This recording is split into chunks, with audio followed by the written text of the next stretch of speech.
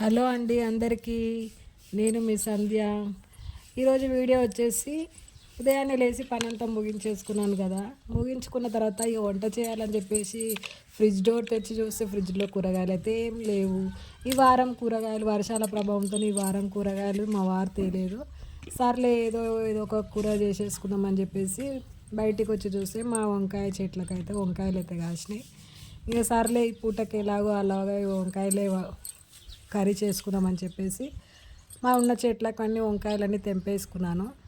బాగానే వెళ్ళాయి. ఒక హాఫ్ కేజీ వరకు అయితే వంకాయలు అయితే వచ్చేసాయి చెట్టుకి. ఇక అదే కర్రీ చేసుకొని తినాలని ఇంకా మిగతా పని అన్నీ ఇక రొటీన్ కదండి. ఇక వంట అయిన తర్వాత ఇక నా బ్లౌజులకు గిరాకీ బ్లౌజులు అయితే కుట్టుకుంటూ ఉండాలి. ఇక మా పాప కాలేజీకి అయితే వెళ్ళింది కదా, తను వచ్చేసరికి ఇంట్లో పని అంతా చేసుకోవాలి.